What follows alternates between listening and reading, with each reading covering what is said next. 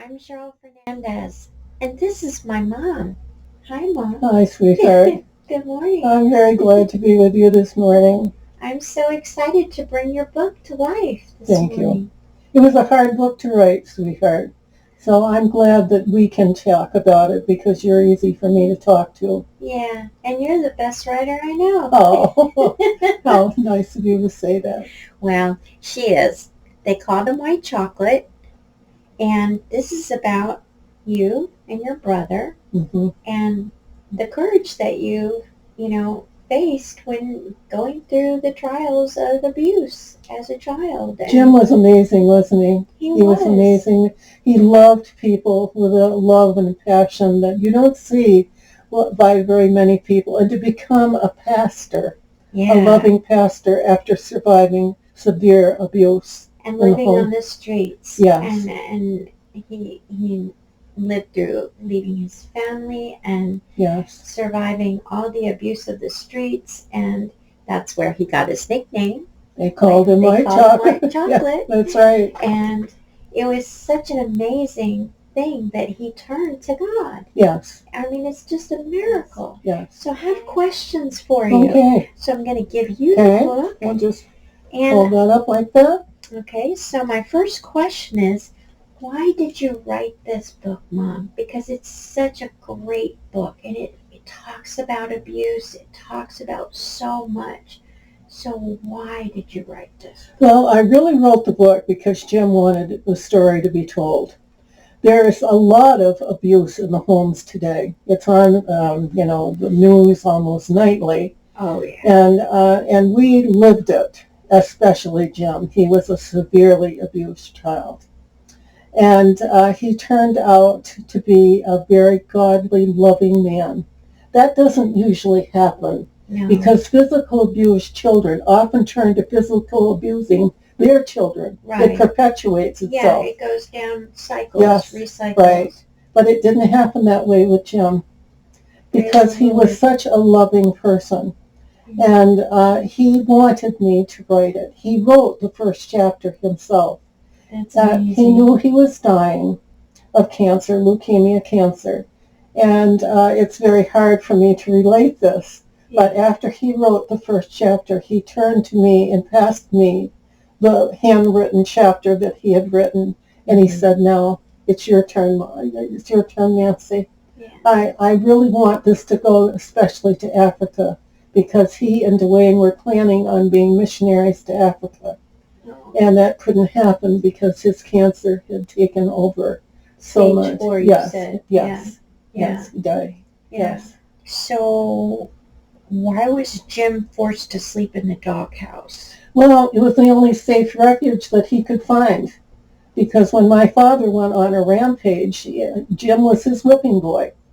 Okay. And even though it wasn't Jim's fault, or he just made sure that he could attribute it to Jim's fault. And I not only think it was just that. Jim was a star athlete. He was a football star. I think my father was jealous. I really do. And the two things together, that he was not around, he was serving on the battleship when Jim was born, and not bonding with him, and then taking out all of the abuses that he felt that he suffered. And he did. He did suffer. He was an immigrant from Ireland. And so, yes, they had to suffer hunger and all kinds of things as they, yes. So, but Jim was the whipping boy, as I said. Jim was a sweetheart. He was just very kind and considerate. And my father saw that as weakness, I think. Yeah, weakness and probably he saw him as a sissy. But he was also jealous because Jim was loved, dearly loved by everyone. Yeah.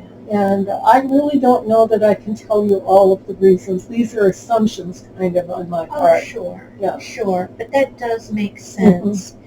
Mm-hmm. We had been talking earlier, and you had mentioned that your father had been so cruel at times that even a neighbor had stepped in and stopped your father from beating Jim with a horsewhip. That's right. And that she told him to stop or she would call the police. Yes, she did. Yeah. Anne was her name, Anne Hadley. She's gone now, of course. Yeah, it's a number of years ago. But many. Yeah, but she loved Jim, and she saw many times what was going on with Jim, because my father would beat him outside too, and she didn't live that far away from us. She would hear the screams. Oh yes, she would. And she would even intervene. She'd come over and she'd say, "I'm calling the police," and she would threaten my father. And my father knew that she would. Oh, absolutely. Yes. Yeah. And so it was a hard home to grow up in, and especially for Jim. But in difference, you would think that he would become hard. He didn't. He loved deeply, and he wanted to help people. Yeah. It just was beautiful how he accepted that this wasn't God's So Jim protected you, and you were the favorite child. Yes, I was. So in talking, that makes me want to know, how did Jim get his stutter then? Well, Jim felt he couldn't do anything right, and so trying to talk, his mind would veer off in different directions because he knew he was going to be critiqued, and at the point of physical abuse if it didn't come out right. Right. And he even had trouble in school, and he was held back a year because he couldn't communicate. And he was a wreck all the time. He didn't know when an outburst would, end up in an abusing situation. So as he got older, did the stutter go away? Yes, it did finally, because he became a football star. And I think that also enraged my father, because I think he really wanted to. But I remember being at the football games, and we would be in a losing, compromising situation. And it was radio back then, and I'd hear the announcers say, "Well, things are going to change now. Big Jim is taking the field." And they did. They did change. But Jim was such a wonderful and kind person. He was a tackle. I don't know much about football, but I believe he was a tackle. Mm-hmm. And he would say to the opposing tackle that he had to cover. "Now listen, you stay down. I don't want to hit you again." He'd lean right into him when he was down. They push each other down. Yeah. And he'd say, "You stay down, because if I have to hit you again, it's going to hurt. It's going to hurt." That's what he would say. Oh my goodness, that was so and kind. I'd see that finger go down, and I knew exactly what he was saying. Yeah. Oh, that's so sweet. He was always that way. You didn't want to hurt him. He didn't, and it was that way with everyone. Let me take the blows. I'm big. I can handle it. Jim was 6'3", when, he grew 240 pounds. Wow. But when he died of cancer, he was 140 pounds. Oh, my goodness. Yeah. So it was hard. It was rough. That's really hard. So football was important to Jim because it gave him something to live for. It gave him a sense of importance. And made him feel like talented. He was talented. And he got a scholarship to go to school, and he became a teacher. College. Yes, he did. So that gave him a full scholarship? Yes. I think he got a full scholarship. I'm not sure. Where did he go to college? It was in Maine, the University of Maine, I think it was. Oh, isn't that something? Yes. Yes, so he became a teacher then. Yes, and it's all in the book. I don't think Jim especially liked teaching. He hated failing people, and he didn't particularly want to discipline. Right. He was more of a buddy type, and so he had difficulty with discipline and that kind of thing in the classroom. Right. But Jim was, everybody that knew and loved Jim. You met him, so you can Jim very much. And to think that he was so abused and had such a hard life, breaks my heart. You wouldn't believe it, would you? No, I would never think that. But I think it's because he had a connection with God. Oh, he found the Lord as his Savior. Yeah. And I think that changed everything for Jim. And he, when people would come to him as a counselor, that was his job in a hospital before he died. He felt their distress and their sadness and everything so much. He wanted to help, and he even invested his own money to do what he could. He was really, I loved him dearly. He had a very special connection. Yes. Now he had words of wisdom, as you called it, and when he would have these words of wisdom, he would raise one arm up. Yes, the right arm. The right arm. Mm-hmm. And he would look up and he'd say, I remember walking in one day to an intern doctor, and he was saying to her, "Doctor, you've got to stop allowing this abuse. You can't be abused constantly like that." And she just went all to pieces and cried and cried. "How did you know this?" He said, "I have a word of knowledge from the Lord. I sometimes get this." And he said, "You must stop this. You've got to tell someone." And she told him, here he's ministering to her instead of her ministering to Jim, as he came to the hospital. That was his doctor giving him treatment while he has his But she wasn't giving him treatment. He was giving her treatment for her abuse. Yes. And he said, "God isn't pleased that you're being abused like this. You must stop this and tell someone." And she vowed that she would. And I saw this happen so many times with Jim. He intuitively knew what was going on in the person that he was talking to. Mm-hmm. And I think it was because of the abuse that he suffered, mm-hmm. that he just... it was like he just knew. Yes. He felt it. Yes. The Lord just led him to that person. Yes. to let them know that they weren't alone. Exactly. And that's what he wanted. He wanted them to know that they had an advocate in him. Right. And he would be with them and do what he could to help. Right. And that's, I think, why Jim was loved by so many people. Loved him. So many. Yes. Yeah. I remember a story that I was relating to you earlier about eclairs. Yes. Jim loved eclairs.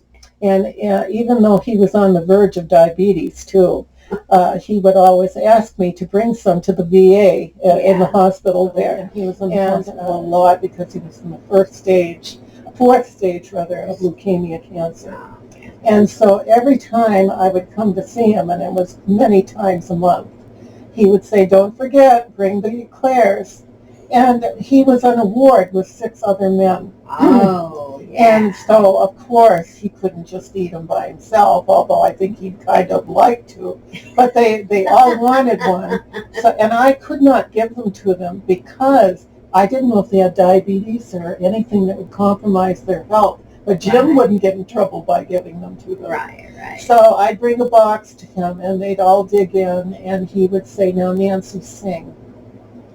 And I was a semi-professional singer, and they really enjoyed. And as Jim was dying, I sang the song to him many times, but Terry McHenry, my daughter-in-law, sang it to him as he died. "I'll Rise Again."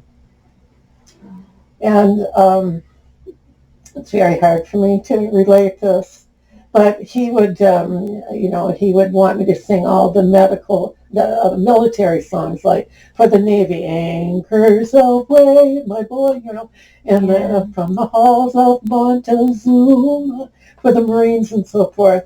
And the men would join in and sing too. So the doctors were very happy to see me because it lifted the spirits of the men. Some of the doctors weren't too thrilled about the eclairs. And when he said to me, "I want you to write my story," I said I would, but I didn't know if I could. So I prayed. It took me a little over a year to write it because I'd start shaking and crying. Because my mother was abused as a wife, and we children were abused.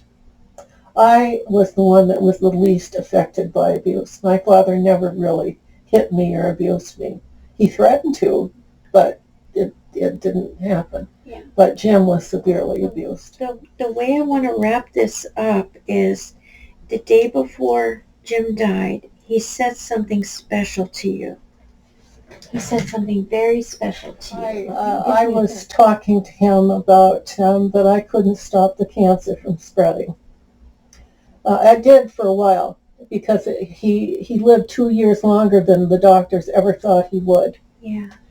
and so I was relating that I felt bad because I couldn't get things to turn around the way they did for a little while. And he said, don't think you failed, Nancy. You didn't fail. He said, I'm happier than I've ever been.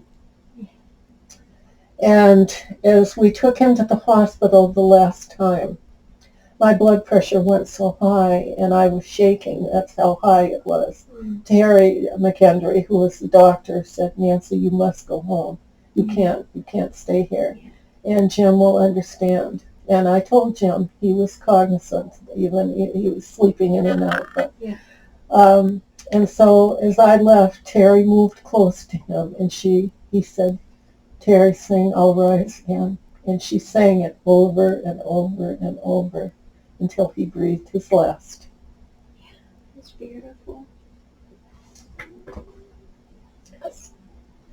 And so a year after that, maybe it was a couple years, I can't be sure, I remembered that I promised Jim to write his story.